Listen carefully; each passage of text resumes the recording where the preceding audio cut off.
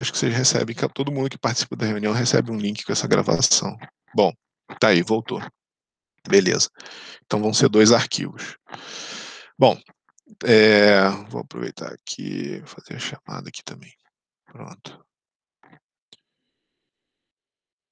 Fez. Beleza. Então, voltando aqui, a gente tem uma máquina operatriz de deslocamento positivo rotativa.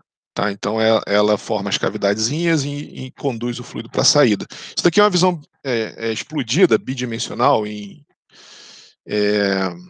perspectiva, né, desse dispositivo, para ver, porque esse daqui, esse esqueminha aqui da direita, ele é muito bidimensional, né? Acho que não dá muita ideia do que são as coisas. Esse esqueminha aqui é muito bidimensional, muito 2D, né? Esse cara aqui é mais tridimensional, então você vê que, na verdade, a engrenagem, ó, ela tem uma... Eita, ficou bem torto aqui. Ela tem uma espessura, lógico, né? Que aí é por onde o fluido, o volume, né? A vazão bombeada, ela depende muito dessa largura aqui, né? Ou espessura, seja lá o que você entender como, caraca, sai fora.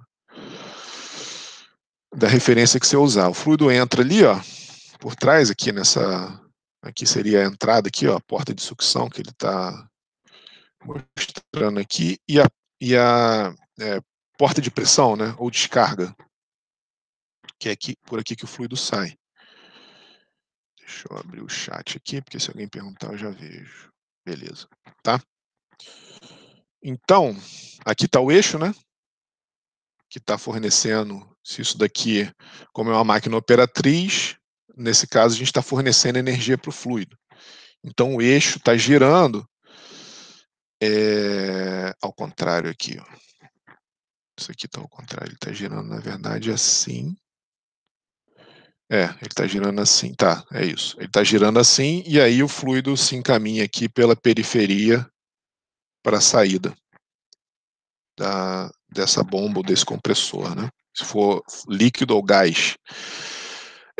Um detalhe construtivo, né, é que esse tipo de montagem, ele pode, a engrenagem motriz pode mover diretamente a de baixo, ou pode existir um sistema de engrenagem externo aqui que faz a transmissão de movimento. Existem vantagens e desvantagens nas duas características, entenderam? Se isso funcionar como engrenagem, você fala assim, beleza, então eu forneço torque só para uma das engrenagens e essa engrenagem move a outra. Isso tem um problema de desgaste.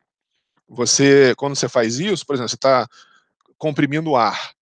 Na hora que as engrenagens, você tem que manter uma tolerância muito apertada aqui, ó, na interseção das engrenagens, para você não vazar, né, para não ter retorno aqui, né, o vazamento do gás ou do líquido de alta pressão para baixa pressão.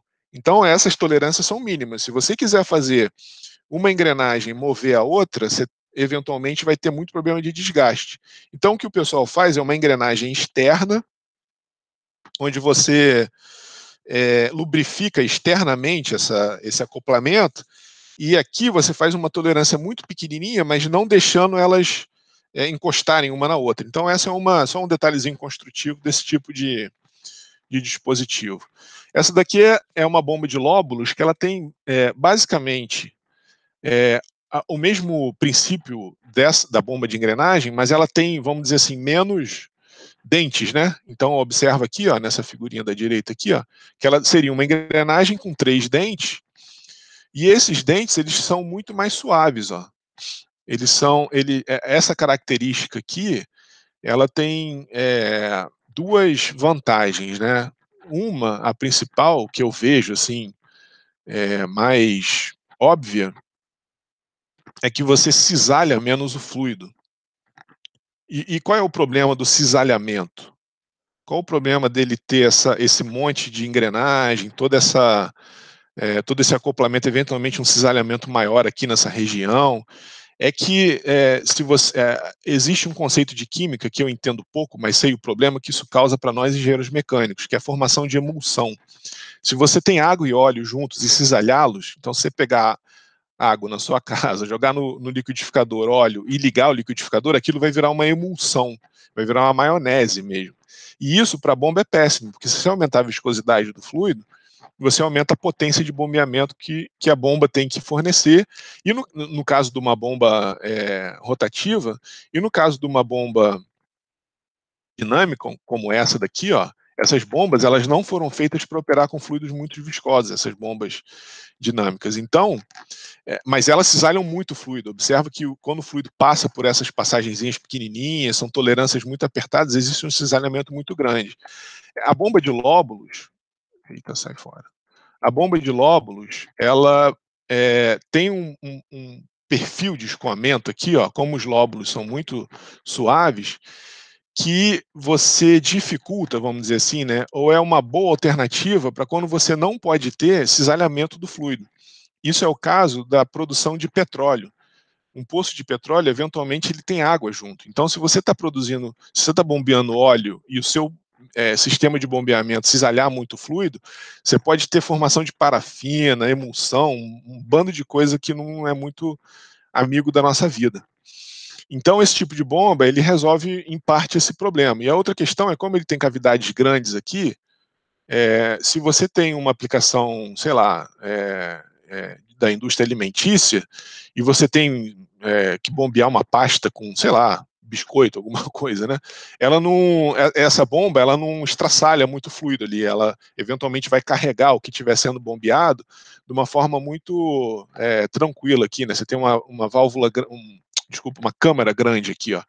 Você tem câmaras maiores que permitem bombear suspensões, sólido, de forma menos, de forma mais fácil, né, vamos dizer assim. Então são essas duas vantagens das bombas de lóbulo. E o princípio de funcionamento dela está nesse videozinho aqui, ó. É mais ou menos aquele da engrenagem, né? Ele vai pegar aqui, ele captura o fluido na zona de alta pressão, passa aqui pela periferia e entrega o fluido na zona, aqui é a zona de baixa pressão, né? E entrega o fluido na zona de alta pressão. Aqui é o começo, né? Ele mostra aqui desde o transiente, ó. Aqui seria a descarga livre, tá vendo? Ele não tem uma contrapressão nenhuma aqui na saída. À medida que ele vai bombeando, o fluido vai enchendo ali a descarga, ó, e aí ele vai, ó, observa que ele deu uma exagerada aqui, essas bolinhas aqui seriam partículas fluidas. Eu entendo isso como partículas fluidas que estão mostrando ali o escoamento, né? Então ele está aqui mostrando aqui um regime permanente, eventualmente agora. Agora tem uma contrapressão nesse momento e a bomba começa, ela nem se importa com isso, né? Esse tipo de bomba aqui, ela vai embora, independente da contrapressão que estiver sendo exercido na descarga, ela continua bombeando. A gente vai ver que uma característica da bomba centrífuga é que ela tem um limite de pressão que ela não passa.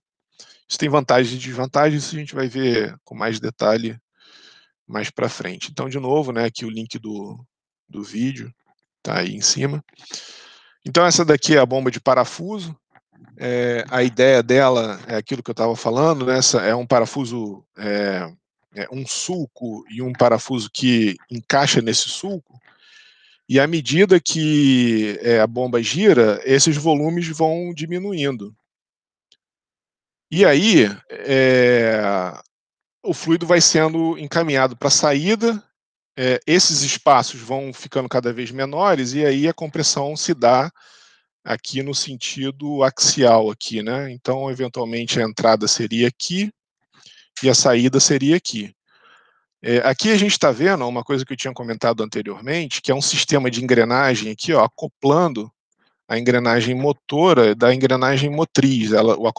A transmissão de movimento não é feito pelos parafusos, ele é feito por elemento externo que aumenta a vida útil desse tipo de bomba, né? É uma máquina operatriz fornecendo energia para o fluido de deslocamento positivo rotativo. Então aqui tem uns detalhezinhos interessantes nesse vídeo aqui, ó. Mais operacional, né? São coisas mais detalhe construtivo interessantes, eu acho que são detalhes bem interessantes, mas é o seguinte, ó. Ele está mostrando aqui o início do funcionamento, e aqui ele está mostrando nesse gradiente de cores aqui, aqui tem a entrada, aí o fluido entra por aqui, e à medida que ele vai se encaminhando para a saída, né, as câmaras vão diminuindo, a pressão vai aumentando, e aí ele descarrega o fluido na saída aqui, que é uma zona de alta pressão. E ele tem uma comunicaçãozinha interna aqui, ó, isso é uma coisa que nesse tipo de compressor, todos, na verdade, né, as bombas e os compressores, são os esforços axiais que o eixo tem que suportar. Então, imagina só, aqui você tem uma zona de baixa pressão, aqui uma zona de alta pressão, a gente teria uma força aqui, dependendo... nesse vídeo aqui não dá para desenhar, mas teria uma força aqui no sentido, né, da direita para a esquerda, aqui, para trás, né, na zona de alta pressão para a zona de baixa pressão. Então, o fabricante contorna isso fazendo uma ligaçãozinha aqui pequenininha para equalizar a pressão na saída e na entrada. Então, observa que em um determinado momento aqui, ó, ele vai mostrar como que isso acontece. Ó. Aqui, ó. Ele já começou a ter um fluidozinho entrando aqui, ó. E aí ele vai dar um zoom mostrando que aqui tem um mancal que ele suporta, aqui ó, aqui tem eventualmente um mancal aqui, né, que suporta essa diferença de pressão, mas ele está comunicando lá com a saída para equalizar, para não deixar justamente, aí a perda de carga que tem aqui faz a pressão diminuir, né, existe, a saída aqui deve ser bem estreitinha, então essa perda de carga diminui a pressão, e aí ele também não entra aqui numa pressão muito alta. Então é um detalhezinho construtivo aí que mostra nesse vídeo desse tipo de bomba, que é um problema, né, que todos esses tipos de bomba de deslocamento positivo enfrentam. Então, olha só, voltando aqui na bomba de engrenagem, essa região aqui de alta pressão, ela vai exercer uma força aqui assim, ó, nesse sentido aqui, ó, nessa engrenagem e para cá nessa engrenagem, que dependendo da pressão aqui da saída, né, dessa diferença de pressão entre saída e entrada, pode ser muito grande. Então, esses eixos aqui, eles são dimensionados para vencer, né, ou para suportar essa diferença de pressão, essa força que é oriunda dessa diferença de pressão, que é inerente da bomba, né? Isso não tem muito como fugir. Então, tem essas estratégias aí que foi mostrado ali naquele... que foi mostrado nesse vídeo. Vamos passar. Opa. Essa daqui é a bomba de cavidade progressiva. Então, a máquina operatriz de deslocamento positivo rotativo. Então, a ideia dela aqui, ó, basicamente, é uma bomba de parafuso, mas com um rotor só. E ela gira contra um elastômero, né? Ela tem o rotor dela, que é metálico, que é esse cara aqui, ó, girando dentro de um elastômero, que é esse cara aqui. À medida que ela gira, e esse movimento rotatório aqui, ele é fora do eixo, né? Ele tem um excêntrico aqui, ó. Você observa que ele não está no eixo aqui, esse eixo aqui ele é excêntrico. À medida que ele gira, ele cria essas cavidades aqui, ó, essa parte de cima aqui da figura, são as cavidades criadas no momento que esse rotor aqui gira de forma excêntrica contra esse estator. Isso foi uma bomba inventada, acho que no início do século XX, talvez, e ela é usada também na indústria do petróleo por aquele motivo que eu falei para vocês. O cisalhamento aqui não é muito grande. Observa que o que a bomba faz é simplesmente capturar ali na entrada um volumezinho de fluido e conduzir para a saída. Ó. Não tem redução de volume aqui. Ó. Esse é o volume aqui, né, que ele está mostrando aqui. Ó. Esse é o volume que ele carrega, que a bomba está carregando da entrada para a saída. Ele captura um volume e joga para a saída. E se tiver a contrapressão, da mesma maneira que foi mostrado no slide da bomba de módulo, de lóbulo, ela reage à contrapressão que tiver aqui na saída. Se a descarga for livre, ela vai entregar como se você estivesse pegando um baldezinho de água e jogando ali. Agora, à medida que a contrapressão aqui aumenta, se você tem aqui um reservatório pressurizado, esse cara vai empurrando para frente até alguma coisa quebrar ali dentro, né? Por isso que normalmente nessas bombas tem uma válvulazinha de segurança. Tem que ter uma válvula de segurança, porque se a pressão aqui aumentar muito, alguma coisa quebra. Todas as bombas volumétricas, a de pistão, a de engrenagem, todas as de deslocamento positivo têm essa característica, ela não para nunca. Ela é uma bomba que ela cumpre o papel dela até a morte. Enquanto alguma coisa não quebrar, ela está bombeando. Então, normalmente, elas têm ou incorporada nelas mesmas, ou então, do lado de fora, tem que ter alguma válvula de segurança para evitar a quebra de alguma coisa ali no sistema. Porque se você inadvertidamente fechar uma válvula aqui, ferrou, você vai... seu sistema vai entrar em colapso em algum lugar. No ponto mais fraco, ele vai entrar em colapso. Então, isso daqui é uma fotozinha, né, de uma bomba da Nemo. Essa é a fabricante dessa bomba aqui, a NIT. É a que pelo menos a que eu mais vi ao longo da minha vida, foi esse fabricante de bomba. Talvez muito em laboratório de pesquisa de universidade. O pessoal, não sei por que motivo, gosta dessa fabricante, e essa é a série Nemo dessa bomba. Essa foto aqui, né? Então você tem aqui o rotor nessa forma aqui, né? E aqui não dá para ver, mas esse eixo aqui é excêntrico, ele não é horizontal, e ele faz esse movimento. E aqui, né, do lado direito aqui no alto tem a bomba fechada, né? A carinha dela normalmente é essa. Tem um motor elétrico aqui atrás, tem um sistema de engrenagem, porque os motores elétricos normalmente eles vêm de fábrica com uma rotação pré-definida. Não sei quantas mil RPM agora de cabeça, mas todo motor elétrico ele já tem uma rotação, né, que depende da rede, tudo mais, depende dos polos, enfim, como que ele é fabricado. Eu não entendo muito disso, mas os motores elétricos, eles, a menos que você tenha um VSD, né, um variador de frequência, que é caro, você precisa de uma caixa de redução de engrenagem. Então, aqui você faz a redução da rotação do motor, que é esse carinha aqui, né, para a rotação que a bomba funcione, que não é muito alta, principalmente por causa dessa excentricidade aqui, tá? E aqui, ó, finalmente o dispositivo que a gente vai passar a maior parte, o mini curso inteiro e a maior parte da disciplina emergencial, que são as bombas dinâmicas ou as turbobombas, né? Onde, na verdade, o coração delas, tudo se processa. Deixa eu dar aqui, ó, já dá para ver aqui melhor. Então, aqui em verdinho tem o fluido entrando na bomba, né? Deixa eu botar aqui o laser. Ele não vai ali. Bom, enfim. Mas em verdinho a gente tem aqui o fluido entrando. Eu vou botar o vídeo para rodar. Vocês vão ver que o impelidor, o nome desse rotor aqui da bomba é impelidor. Então, o impelidor aqui da bomba está girando nesse sentido aqui, ó, quando a gente tocar aqui o vídeo, vocês vão ver, né? E aí a mágica se processa aqui dentro. A variação da quantidade de movimento angular aqui entre a entrada e a saída, que faz com que a energia seja fornecida para o fluido. E aí ele sai com uma energia maior do que a que ele entrou. E isso é justamente todo o conceito teórico da variação de velocidade, relação entre variação da direção e energia fornecida para o fluido, que a gente vai ver em detalhe na semana que vem, tá? Que é aquela parte de curva teórica e as experimentais das turbobombas, tá certo?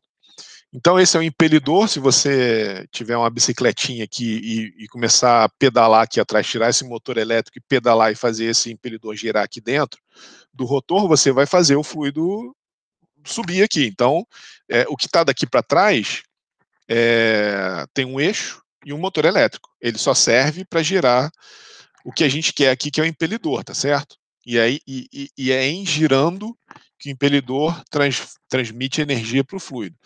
Então tem vários. Então isso é uma máquina operatriz, né? Ela fornece energia para o fluido. Dinâmica, porque ela não tem as cavidades fechadas da maneira que a gente viu anteriormente. Existe sempre uma possibilidade de passagem. Então, se a bomba parar, o fluido consegue entrar aqui, né? Sair aqui a saída, né? Ele volta aqui e vai voltar para a entrada. Então é tudo aberto, né? O caminho aqui é aberto. E não existe cavidades herméticas aqui, né? E o princípio de funcionamento é a variação da quantidade de movimento angular. Tem autores que se referem a esse tipo de bomba aqui, a gente vai ver por quê, né? A bomba que obedece à equação de Euler, que é aquela equação que vocês viram lá em McFlu 1, que é a equação, é o teorema de transporte de Reynolds para a variação da quantidade de movimento angular. Isso a gente vai ver em detalhe na semana que vem. Então, esse tipo de bomba funciona seguindo esse princípio. As bombas volumétricas não, as bombas dinâmicas ou turbobombas, né? Turbocompressores, turbobombas, funcionam de acordo com esse princípio, tá certo? Então aqui são várias, a gente vai ver também por que o impelidor ele tem esse formato aqui, ó, por que ele faz esse ângulo aqui para trás, ele normalmente gira da mesma forma que está nesse vídeo aqui, ó, observa que ele gira a pata para frente e ele gira para trás. Isso a gente chama de pás para trás, né? Ele gira, ele não está girando no sentido do ângulo da pá aqui, né? A gente vai ver por que isso acontece na aula que vem. Ou seja, esse impelidor aqui, ó, a forma mais eficiente dele girar seria para cá, certo? Então é o que está mostrando ali, ó. Então ele mostra aqui a velocidade relativa da saída do fluido. Isso a gente vai ver a aula que vem, o triângulo de velocidade, porque tem uma velocidade aqui, ó, de rotação, tem uma velocidade absoluta de saída, e a soma vetorial dessas duas velocidades é que fornece a velocidade relativa de saída, e esse é o triângulo de velocidade dos impelidores. Isso a gente vai estudar na aula que vem. Isso é uma coisa que eu mostrei para vocês, ó, que a área aqui, ó, da carcaça, ela aumenta, e é em aumentando essa área que a velocidade do fluido se transforma em pressão. Então é isso daí. Essa é uma máquina, é uma turbobomba, né, uma bomba dinâmica, que é uma máquina operatriz dinâmica. Esse daí é o compressor de pistão, né? É uma máquina operatriz volumétrica alternativa.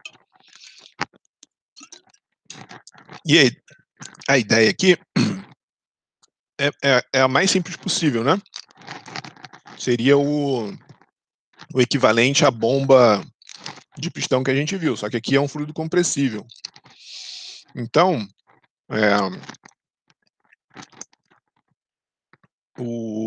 esse sistema de palhetas aqui, ele abre e fecha, né? A gente consegue ver a palheta na entrada, mas não consegue ver direito a palheta aqui na saída.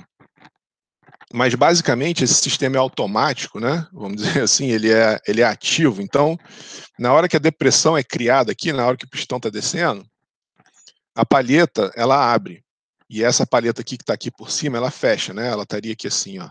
Essa palheta estaria, essa palheta aqui estaria aqui em cima.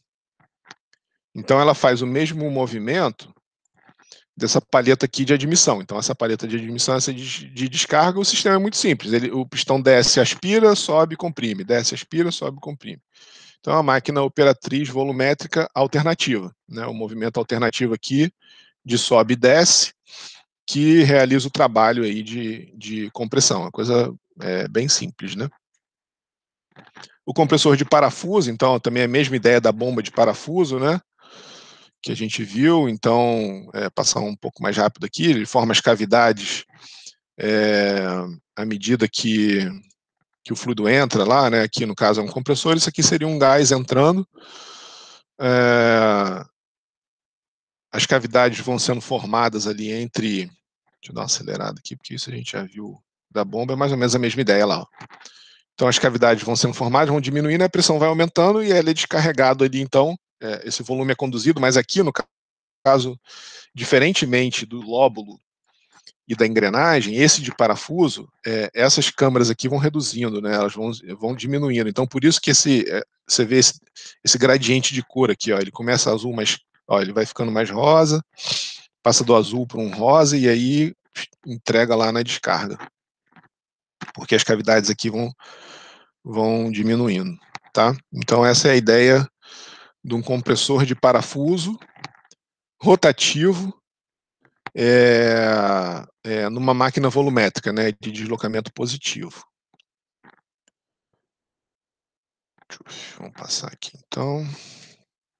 Isso daqui é um compressor, aí a gente começa a entrar em coisas assim bem... Vamos dizer assim, o engenheiro tendo criatividade faz coisas interessantes, né? Isso aqui, a ideia é a seguinte, ó, você tem dois caracóis, um girando contra o outro. Isso daqui é um compressor que é muito usado em ar-condicionado. Quer ver como é que ele funciona? Ele admite o ar por aqui, ó, e aí observe que a câmera vai fechando. Olha lá, o ar é admitido, ó. Aí à medida que um caracol vai rodando contra o outro, as câmaras vão diminuindo até que ele entrega o gás comprimido aqui na saída, aqui, ó. E aí, ó, você observa que ele admite, cada rotação ele admite em 2 locais aqui, ó, aqui em cima e aqui embaixo, ó. Então é uma coisa bem interessante também, né? Uma solução bem... A saída é perpendicular, ele vai mostrar agora, ó. Ele vai fazer olha lá, ó. A saída, ó, ele entra radial ali, vamos dizer, né? E sai, ó lá, saindo perpendicular. O Yuri perguntou aqui se a saída é perpendicular. Então é isso mesmo, ó. E isso daí é uma solução de compressor, porque o compressor alternativo, ele vibra muito, e esse compressor rotativo, isso, enfim, é o que eu li pelo menos nas referências que eu busquei, né? A vibração desses compressores rotativos é menor. Isso aqui ele dá um detalhezinho de como que é feito a selagem ali, né? Esse vídeo é bem legal porque e tem esse outro vídeo aqui também que mostra um pouco mais de detalhes. Se vocês botarem no YouTube compressor scroll, vai ter nego que abre esse compressor, porque é impressionante, assim, você vê um troço desse aberto, um cara serrou o compressor para mostrar como é que é por dentro, aí ele abre assim e fala, caraca, olha só como é que é, não sei o que.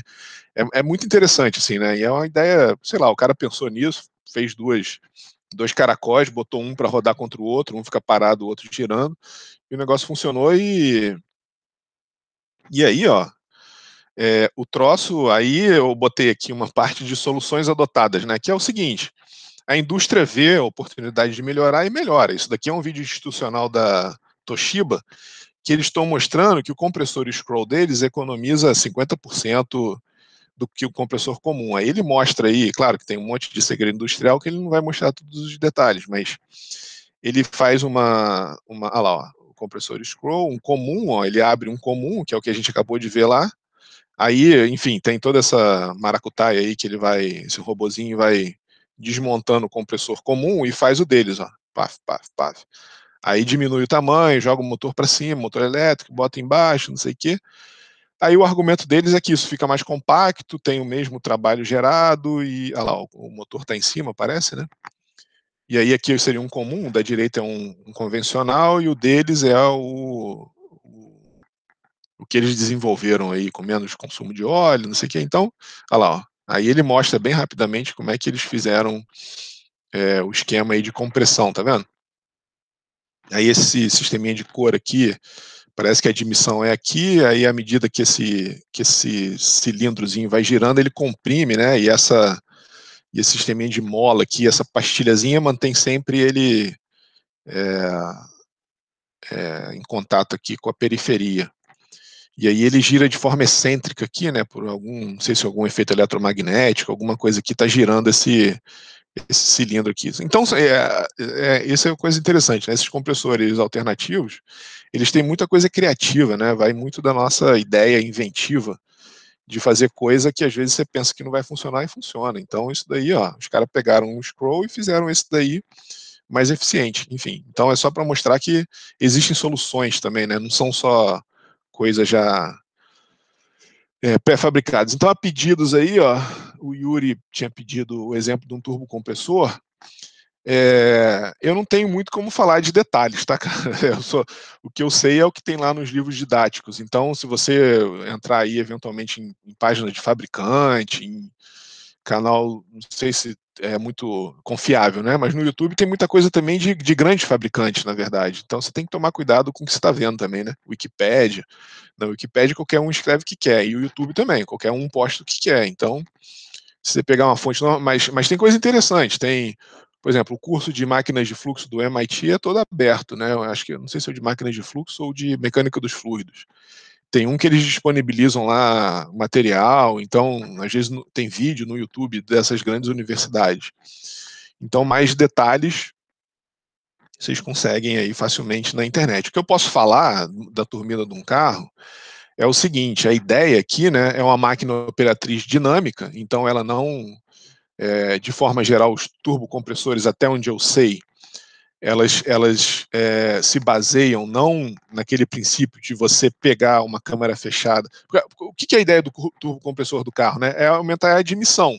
Você tem uma certa quantidade que entra Então ele pega essa quantidade de ar, comprime, então você tem mais massa de ar entrando, e aí você tem que manter a relação ar-combustível, né? Então você tem que ter uma relação de combustível que se adeque, né? Uma injeção de combustível que se adeque a essa quantidade de ar que está entrando. Mas você tem uma maior massa ocupando aquele volume do cilindro. Então por isso que é um turbo compressor, certo? Turbo porque ele gira, compressor porque ele está pegando uma quantidade de ar que entra ali naturalmente, né? O aspirado, né? O que é o carro aspirado?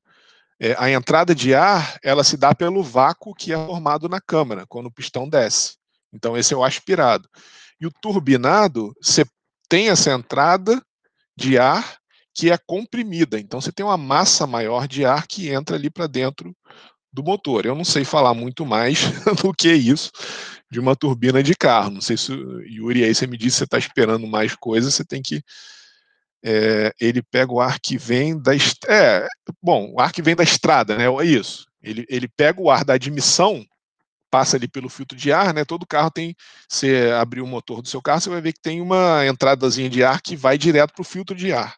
Então é esse ar que entra, é isso aí mesmo.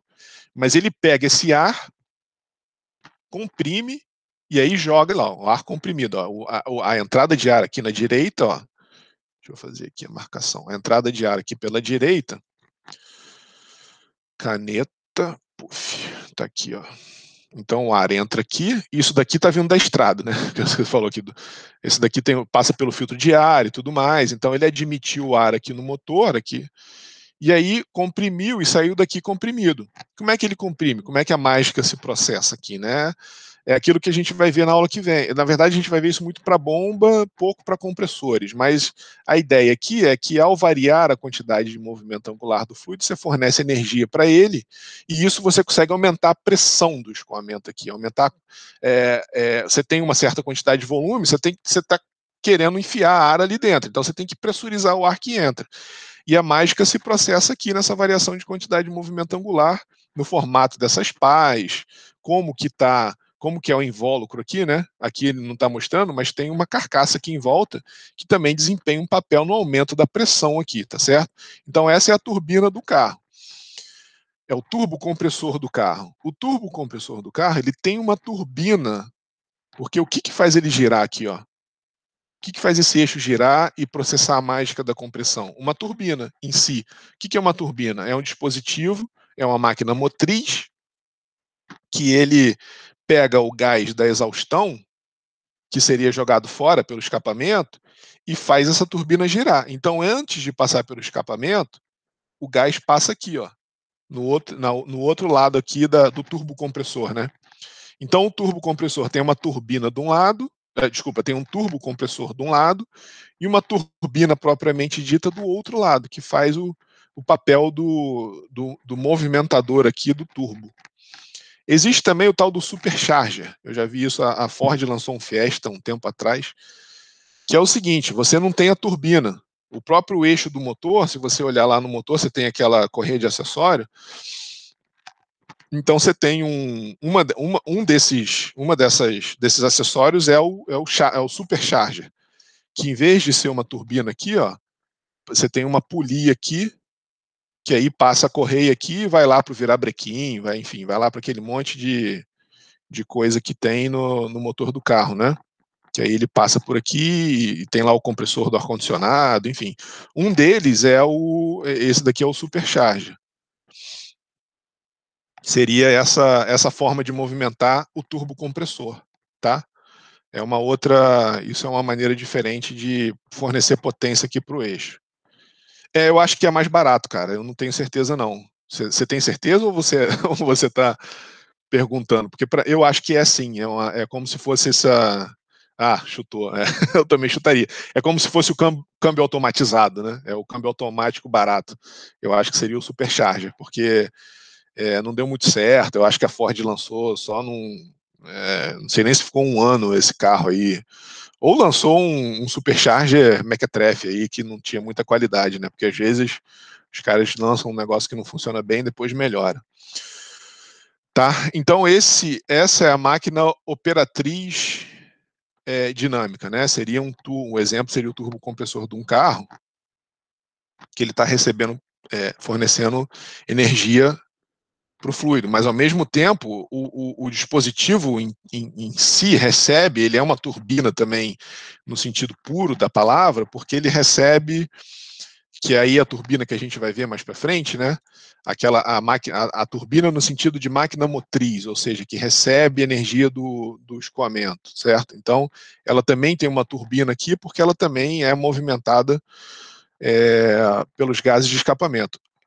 E aqui, ó, isso daqui é uma turbina de avião, ou uma turbina a gás para geração de energia elétrica, não dá para saber muito direito pela foto, porque, na verdade, elas são compostas mais ou menos da mesma coisa, né? Vocês viram lá em mecânica em termodinâmica, que você tem aqui um sistema de compressores axiais aqui, né?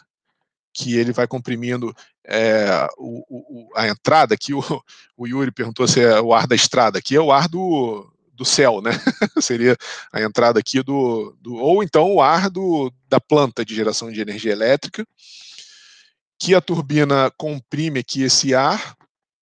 Isso daqui seria o bocal da câmara do combustor, né? Aqui em cima a gente tem um esqueminha com a câmara de combustão aqui, ó.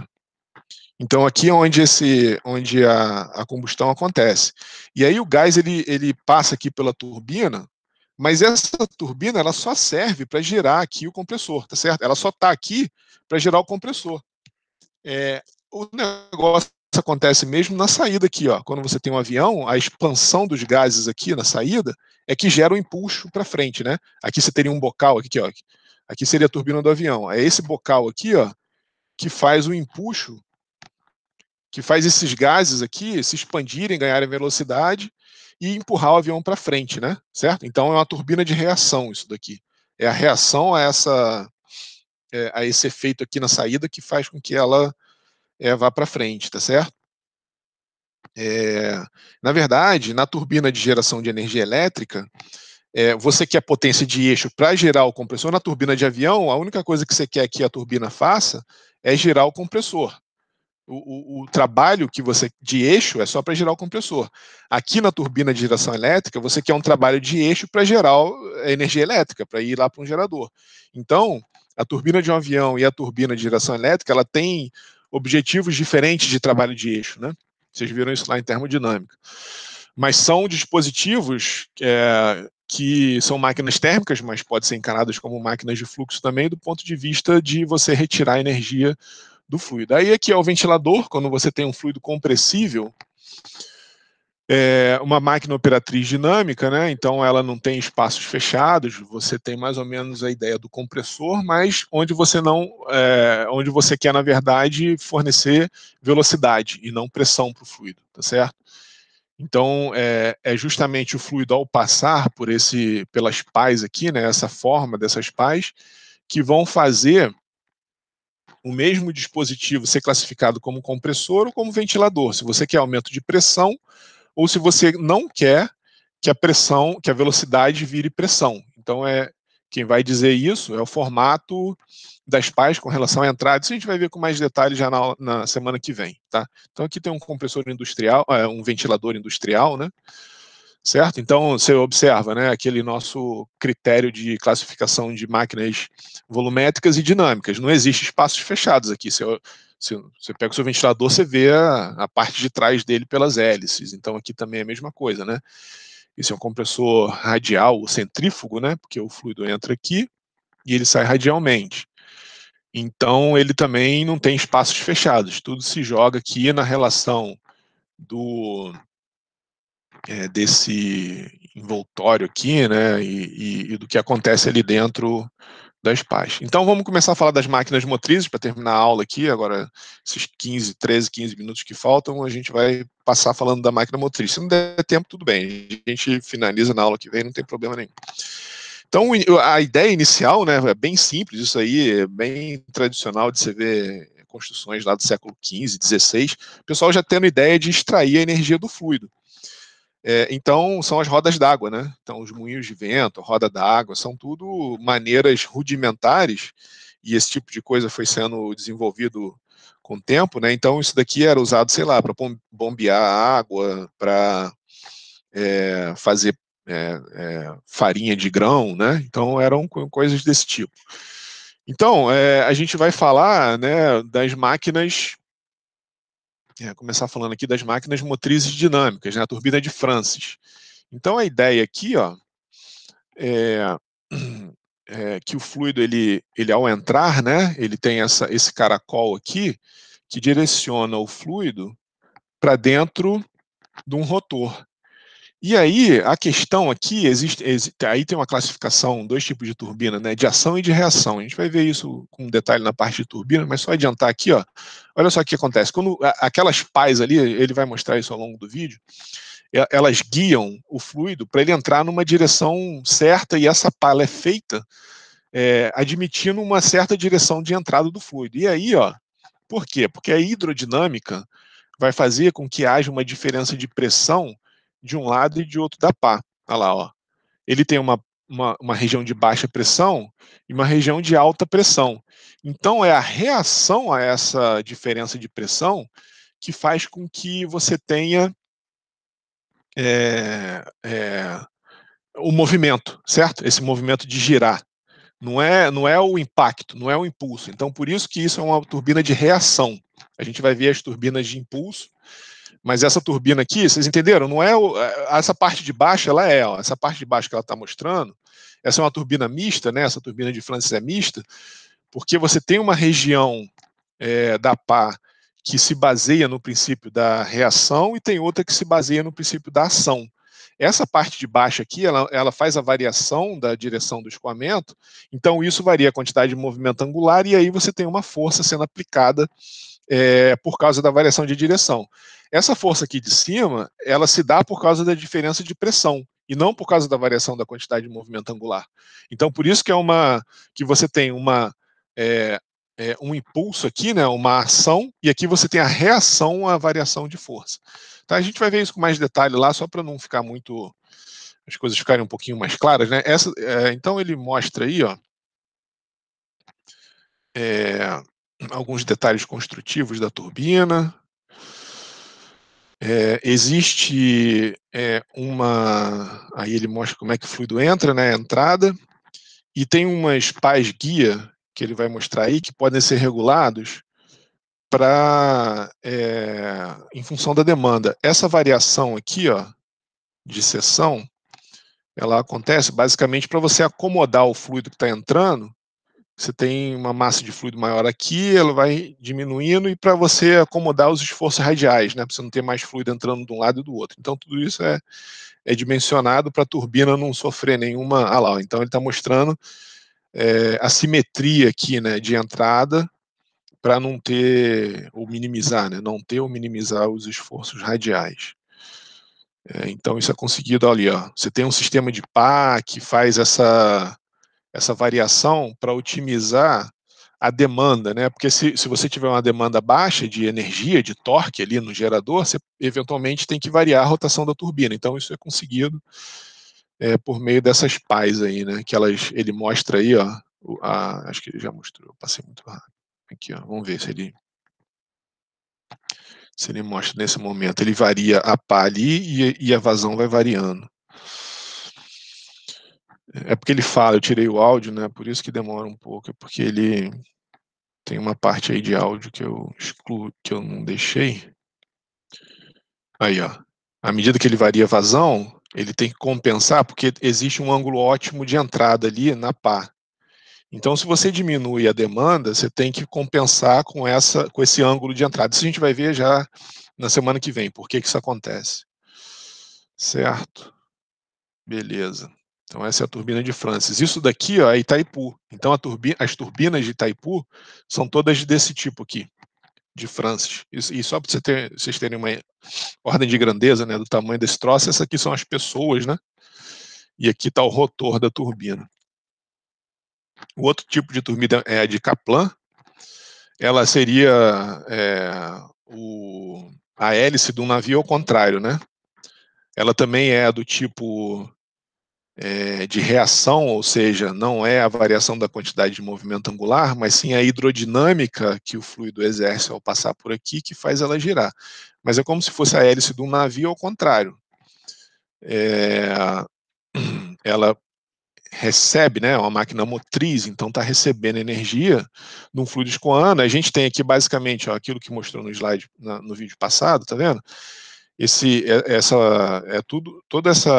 ângulos aqui e essa variação da seção transversal no caracol é feito para você equilibrar aqui os esforços, né, que estão acontecendo ali, e a demanda também. Essa turbina aqui tem um controle adicional que ela controla o ângulo. Se vocês olharem aqui nessa figura da direita, bom, aqui no vídeo também, ó, você consegue ver que esse disco que tem aqui, ele gira, e todas as turbinas variam o ângulo ali para você ter, em função da demanda também, né, daquela que eu tinha falado, se a vazão baixar, se você diminuir a vazão, você consegue otimizar o ângulo de ataque do fluido na turbina. Aqui ele está mostrando, ó, essa questão que eu falei, como é uma turbina de reação, ele está mostrando a hidrodinâmica aqui, que faz com que você tenha diferença de pressão de um lado e do outro, e a reação a essa diferença de pressão que faz a turbina girar. É isso que ele estava mostrando ali atrás. Bom, uma máquina de fluxo axial, então o que acontece é que o escoamento entra axialmente ao eixo, né, e sai axialmente ao eixo. As máquinas radiais, elas sairiam radialmente. Então aqui, todo aquele sistema que existe de controle lá, para você controlar, otimizar o ângulo aqui, né, em função da demanda, tá certo? Deixa eu ver aqui. Ele mostra aqui que o ângulo varia. Isso são as coisas interessantes que valeriam a pena mostrar.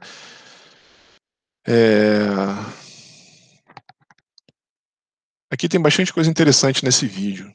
Eu acho que eu vou começar a aula de amanhã, como já são 5 para as 10, eu vou começar a aula de amanhã a partir desse vídeo, que aí a gente vê ele com calma, para não ficar passando ele muito. Tem muita coisa interessante aqui que já é o preliminar, vamos dizer assim, né, do que a gente vai ver a aula que vem. Então vale a pena a gente passar ele com um pouco mais de calma. Se bem que ele tem 5 minutos.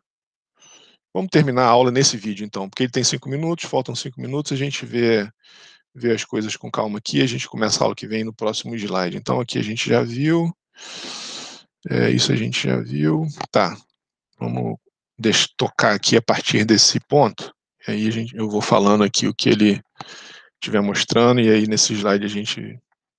Sim, então, é isso daqui que eu estava falando, ó. Isso é uma coisa que a gente vai ver a aula que vem. Olha só, a velocidade relativa que ele está mostrando é o seguinte: a turbina gira, nesse sentido aí que está mostrando na seta, e aí existe o ângulo ótimo de ataque. É isso que eu estava me referindo quando eu falei que aquelas pás guia da entrada variam para você manter sempre o ângulo ótimo de ataque. Olha só, o V é a velocidade absoluta. É como o escoamento atinge a pá da turbina. O W é a velocidade relativa e o U é a velocidade de rotação da turbina. Então, como que a turbina vai ver o que essa pá enxerga? Ela não enxerga V, ela não enxerga U, ela enxerga W, porque é a composição da velocidade que chega e da velocidade que ela está girando. Então, de forma ótima, e a gente vai ver isso na semana que vem, ela tem que atacar a pá da turbina e a bomba. Todos os dispositivos dinâmicos, elas têm essa característica, ela tem que ser tangencial aqui, ó, a esse ângulo. Então, por isso que essa pá gira, e quando você muda a velocidade, ou seja, quando você muda a vazão, você muda o U mantendo constante, né, você automaticamente muda o W, né, você muda a velocidade relativa. Então, por isso que esse ângulo aqui tem que compensar a variação de vazão, a variação de demanda que a turbina está sofrendo. Entendeu? Então, ele vai mostrar isso, ele vai mostrar 3 casos. Um caso, vamos dizer assim, característico. Aí depois, aqui, o W seria a soma vetorial, tá aqui, ó, certo? A gente vai ver isso com bastante detalhe. Esse é o triângulo de velocidades. A gente vai ver na parte teórica das turbobombas. Aqui, ó, ele vai mostrar um caso que a vazão aumenta. Então, se a vazão aumenta, com a mesma área ali em cima, né, a velocidade aumenta. Um fluido incompressível, ó, o V aqui, observa que esse V tem uma magnitude bem maior. Olha lá, ó, o que ele fez? Ele variou o ângulo da pá para adequar a velocidade relativa, aqui é uma velocidade menor, tá vendo? Então, ele vai diminuir o ângulo da pá, ele passou muito rápido aqui, ó.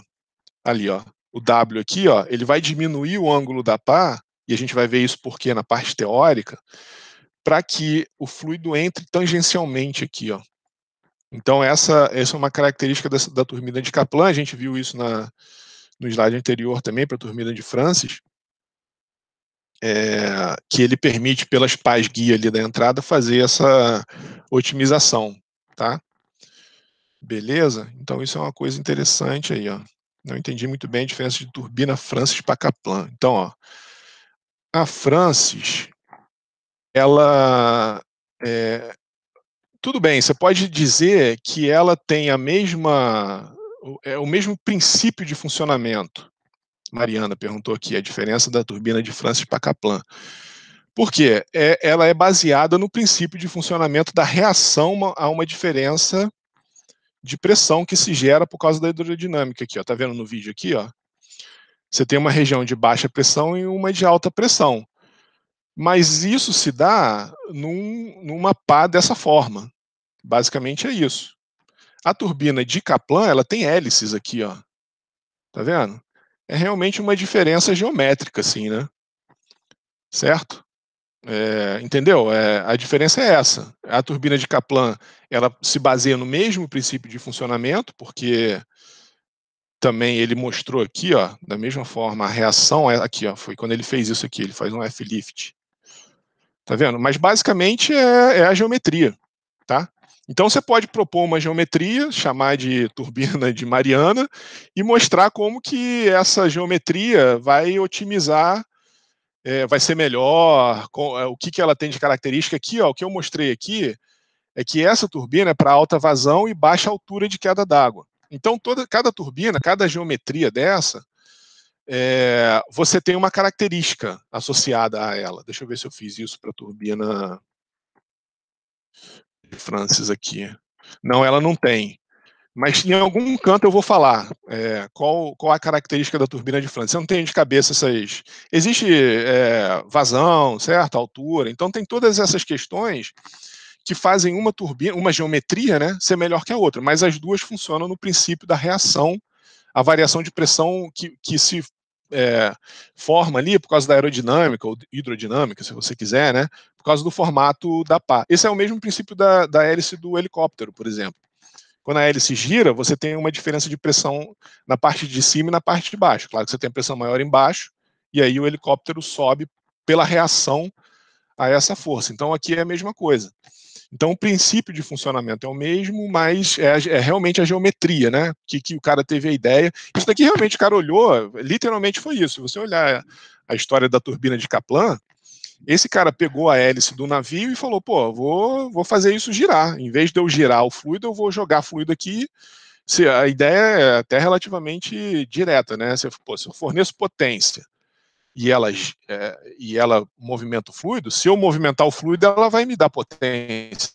Então a ideia foi essa. Aí viram que a ideia é boa, fizeram todos esses estudos conceituais e viram que ela é muito bem adaptada a uma série de aplicações, tá? Então tá aqui, ó. Aqui também tem nessa figura aqui da direita, para encerrar a aula, né, já são 10 horas, um sistema de variação dessas pás guia aqui, né, feita por fora aqui, tá certo? Então você pode vir aqui, em função da demanda, né, para otimizar, diminuir a demanda, e aí você vai e gira aqui as pás para fazer o ângulo de ataque ser ótimo, né? Tá certo?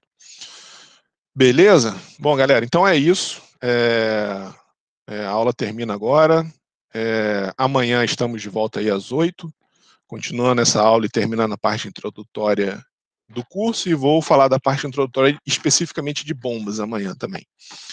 Tá certo? Então, vou disponibilizar o PDF, né, essa apresentação em PDF para vocês. Eu disponibilizo amanhã, porque aí eu termino a apresentação amanhã e já boto uma coisa só, tá? Já fica uma apresentação só. E eu acho que vocês vão receber a gravação aí, eu vou botar no YouTube de qualquer forma. Beleza? Um abraço, qualquer coisa me procurem aí por e-mail, fiquem à vontade aí se tiver dúvida, tá certo? Alguém quer fazer alguma pergunta aí no final, se tiver alguma dúvida? Ainda dá tempo? Ou então, nada? Então beleza, galera. Até amanhã. Um abraço aí.